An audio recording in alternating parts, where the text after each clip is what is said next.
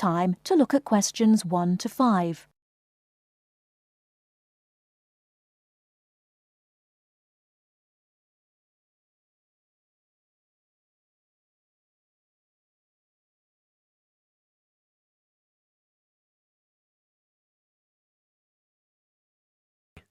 Listen and complete the notes about two people who work at ESCO Engineering. Oh, hi, Maggie, it's Greg. Hi, Greg. I'm phoning to check some information about some of the staff. I'm putting all the staff data into new files, and I noticed that I don't have files for two people. I think you might have them. Oh, really?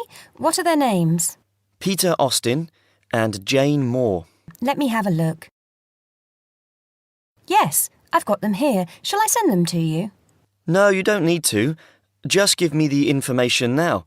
I can write it on some new files. I don't really need the photos if you've got photos there. OK. Well, Peter Austin first. Now, is that Austin with an I or Austin with an E? It's Austin, and his address is 110 Argyle Street, Tunbridge Wells, Kent, TN3 5RQ. 110? Uh-huh. And his phone number? It's 07984 645 792. OK. And how old is he? He's 47. 47. And what about his marital status? He's married. There's a note here that he has 3 children, 2 boys and a girl. OK. And finally, when did he join the company? He started with ESCO in August 2003. Thanks, Maggie. Before you hear the rest of the conversation, you have some time to look at questions 6 to 10.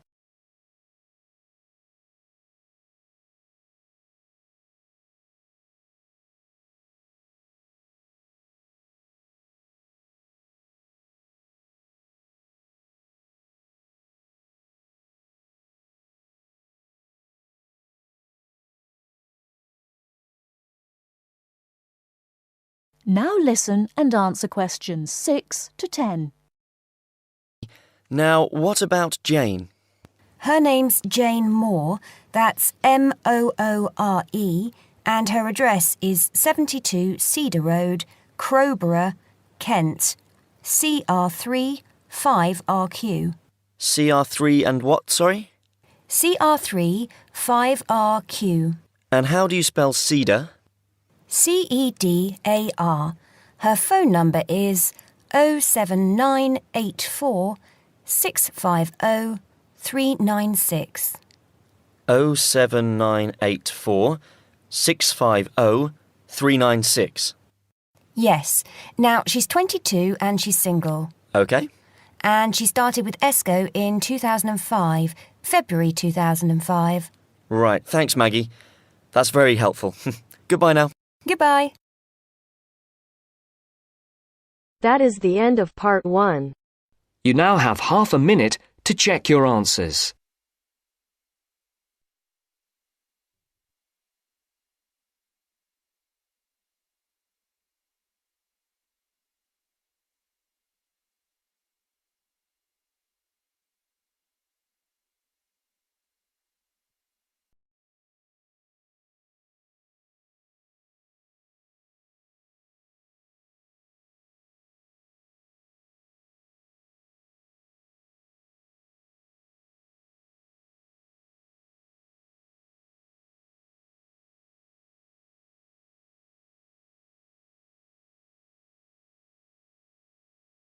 Now turns to part 2.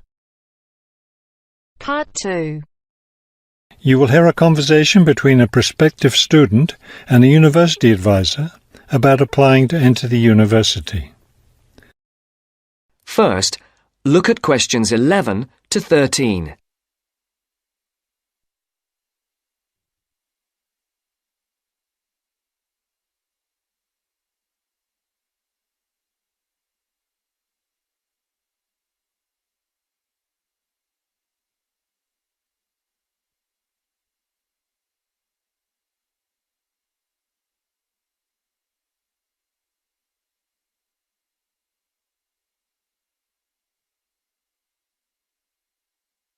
As you listen to the first part of the interview, answer questions 11 to 13.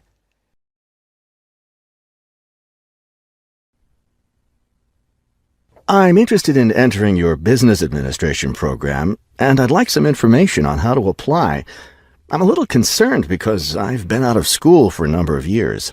That could actually work to your advantage. It's possible to get academic credit for work experience if that experience is related to courses in our program. I've been working in business for several years. How would I get academic credit for that? First, you'll need to read the university catalogue to see if any of the course descriptions match your specific job experience. For example, if you've worked in accounting, you may be able to get credit for an accounting course. So then what would I do? You would write a summary of your work experience, relating it to specific courses we offer. Submit that to the admissions office with a letter from your work supervisor confirming your experience. Now look at questions 14 to 20.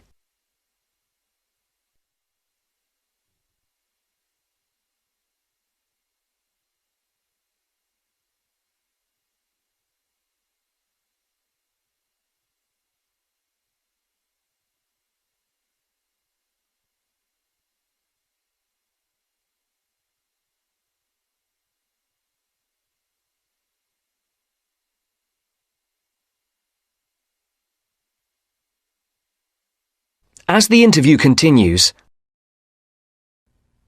Would I submit those things at the same time that I apply for admission? That would be the best idea.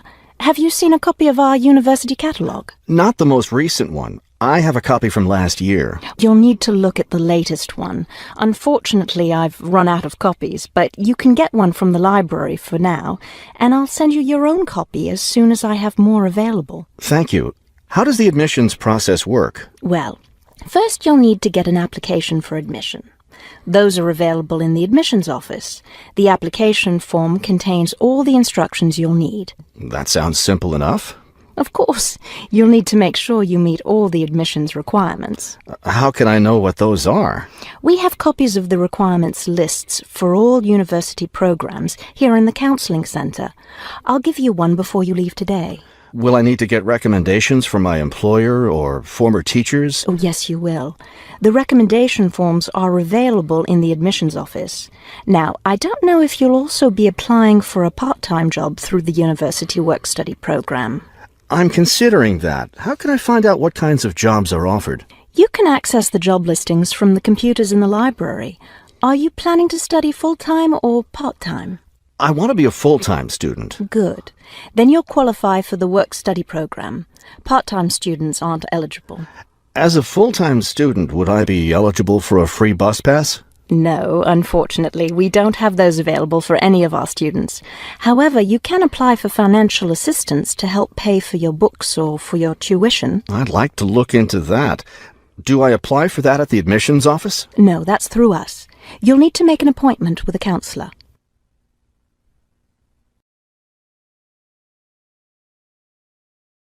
That is the end of part 2.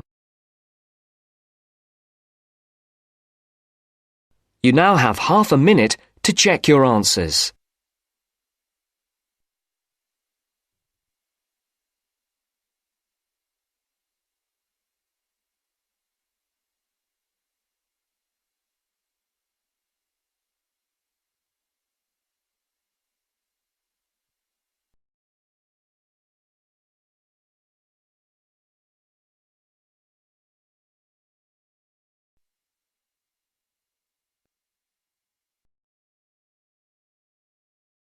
Now turns to part 3.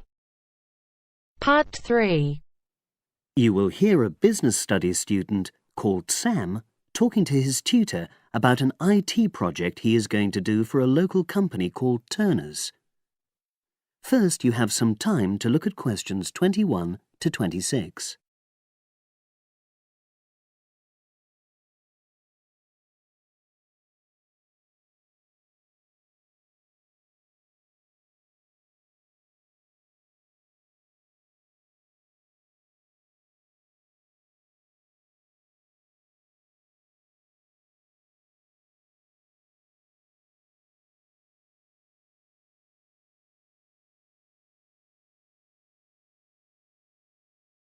Now listen and answer questions 21 to 26.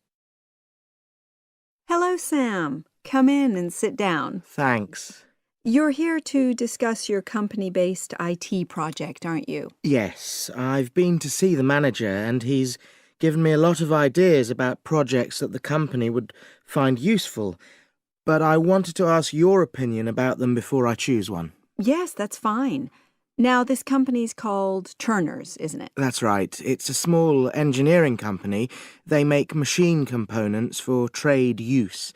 They're well established. They started in 1976, but they're a bit old-fashioned. Okay.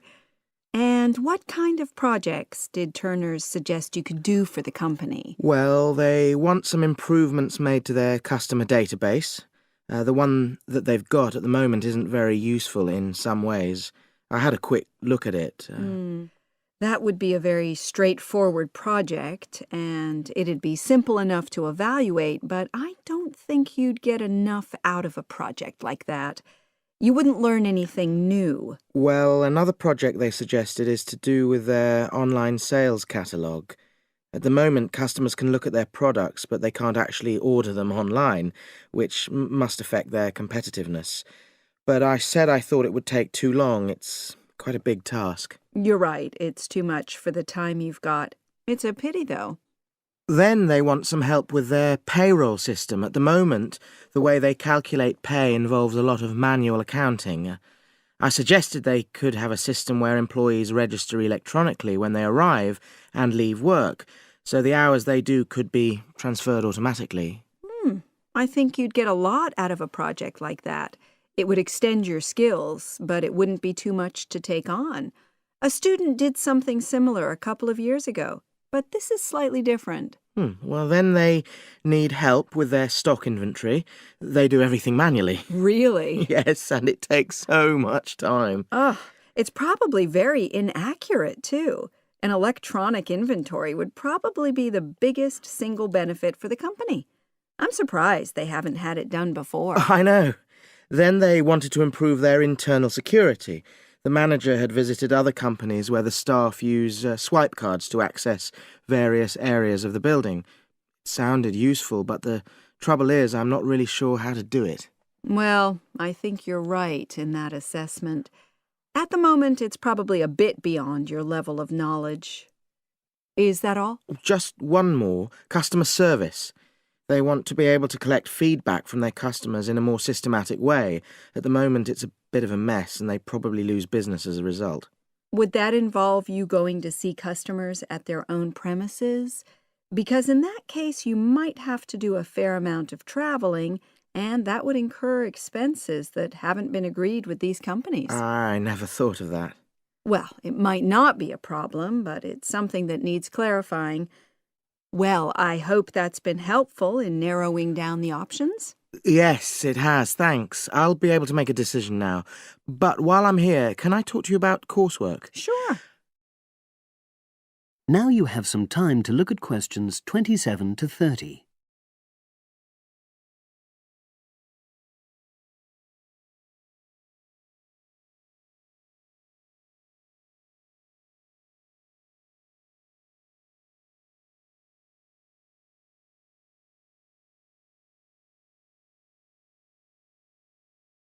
Now listen and answer questions 27 to 30. I'm not very happy about the way our group assignment is working. There are some problems. Oh, dear. Are people just not getting on with each other? That's the worst thing. Actually, we're all friends. It's not that. But when we're having a discussion about the assignment, one or two people end up doing all the talking and the rest don't say anything. It's a bit frustrating because we need plenty of debate. Well, that's a common observation. You're studying in a group with people from all over the world, and you all have your own ways of participating. In some places, students are more used to listening than talking, and vice versa. I suppose you're right. I'll try to remember that. Does everyone pull their weight as far as sharing the workload is concerned? I'd say they do, yes. And our group elected a leader. She's very good at making sure no one's overloaded.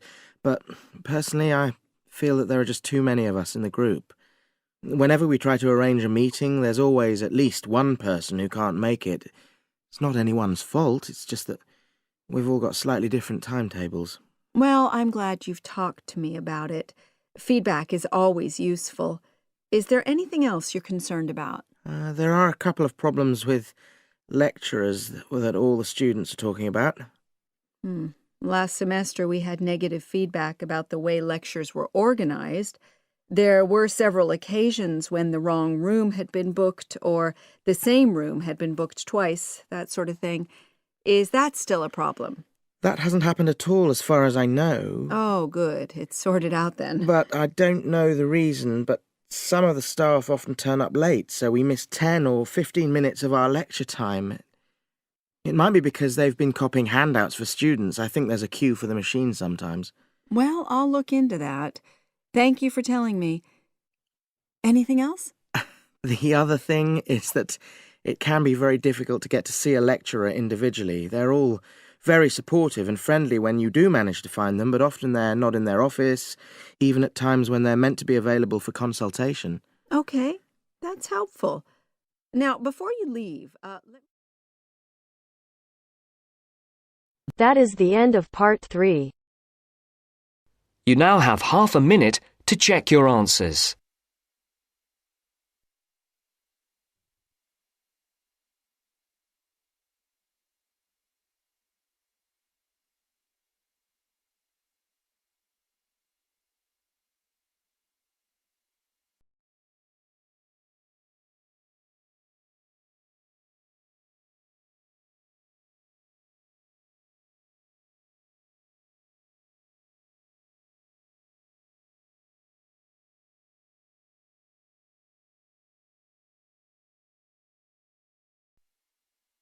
Now turns to part 4. Part 4. You will hear a lecture about geotourism. You have 30 seconds to look at questions 31 to 34.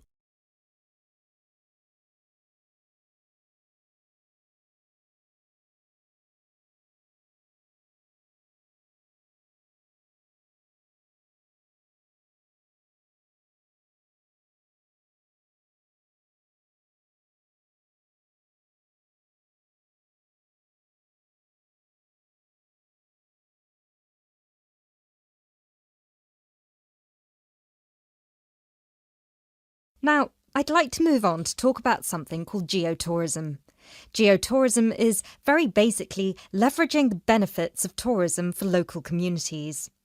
I would just like to give you a couple of statistics which are very illustrative of the current situation with regard to young travellers and international tourism.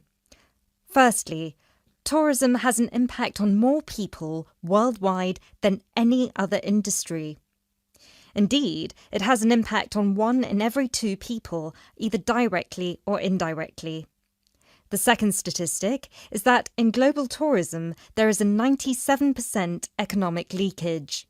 This means that if you spend £100 on going on holiday, normally only £3 of that money will actually reach the people who are giving you the services and the accommodation, for example, in the destination. If you put these two figures together, you can understand why some of the regions of the world which have very high levels of tourism still have very high levels of poverty and huge developmental challenges. These countries have this massive industry demanding a huge number of services, but they are not seeing a fair reward for these services. Geotourism is about changing this.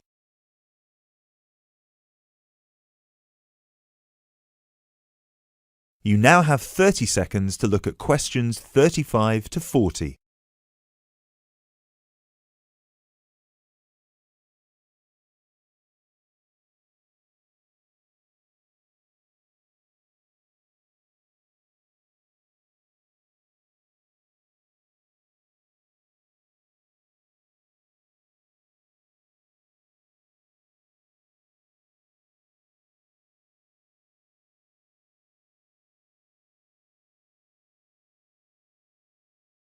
Projects are now being developed with financial organisations such as the World Bank. One of these involves developing a technology platform which is bringing grassroots travel products such as hotels, locally owned hotels, not global chains, very locally owned tour operators to the international travel market, therefore avoiding the middlemen. These middlemen often cut them out of the market completely or just make their business unsustainable. Another way that geotourism can be promoted is through the niche travel market of volunteering. These days, a significant number of older teenagers want to spend a gap year, either between school and university or university and employment. Often, these people want to spend some or all of their year volunteering, but they either don't have the money or don't feel inclined to pay the main volunteering organisation businesses the fee they require, which can be as high as £3,500.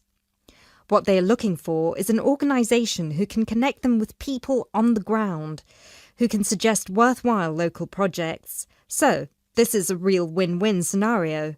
The organisers charge a small flat fee, which then goes to the local contact. Thus, the local contact gets a very good commission just for one customer. The customer is also saving a large amount of money and time, both of which they can give to the projects they end up working on. There is still quite a long way to go before poverty in the most popular of tourist areas is eradicated, but a focus on this type of geotourism could provide an answer.